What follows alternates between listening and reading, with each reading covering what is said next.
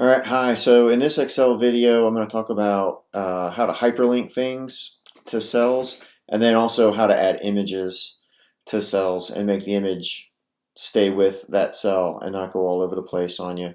So I've got my kind of dummy tape here, and one of the things I do a lot is I'll often, as I'm doing my due diligence, I might put in things like a Zillow value um, or pictures from Google Maps. And so actually I'll do this one as an example. Oops. So let me go over to Zillow and pull this up. So I got my value here, 41.8. A lot of times I don't write in the exact values because Zillow's not really that accurate. Anyways, I'm just trying to get a rough idea. But a lot of times when I'm going through a tape, I look at the Zillow value, but then if I go back later and it ends up being an asset that I'm more serious about, maybe I put a bid in it or I have a bid get accepted and I'm doing more final due diligence, I'll often revisit the Google Maps page and the Zillow page multiple times when I'm all said and done. So what I like to do is grab this link up here. So if you just click on the URL and do a copy,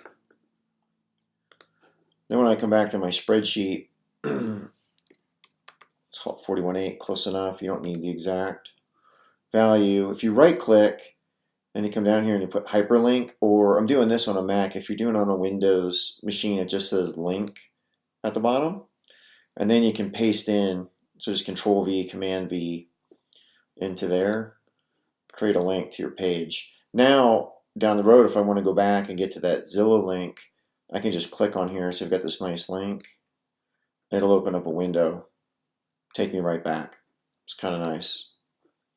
So I can do the same thing for my Google Maps. Paste the address in there.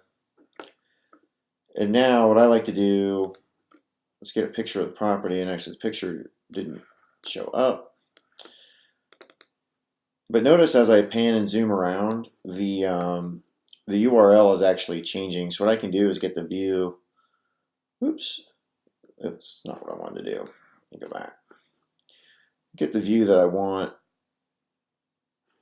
It keeps doing that to me. Third time's a charm.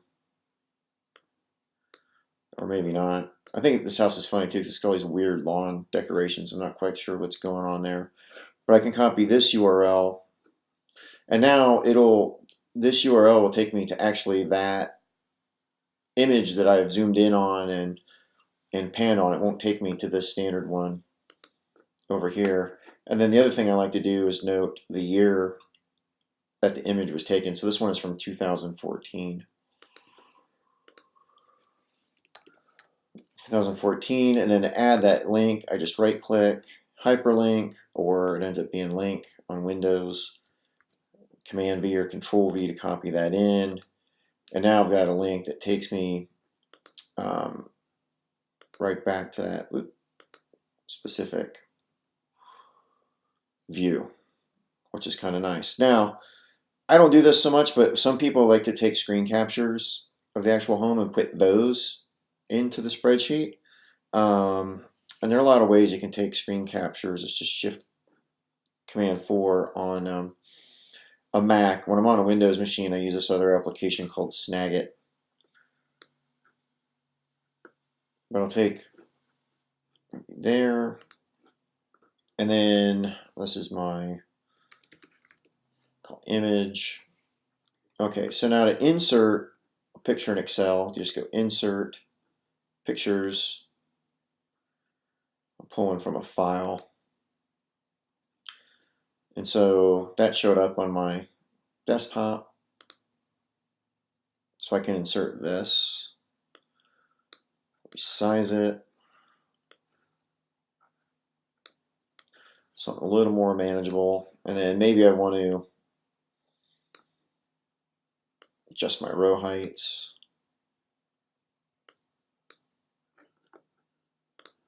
Change the column so I can get this to fit. Now, one of the things that happens to people a lot of times is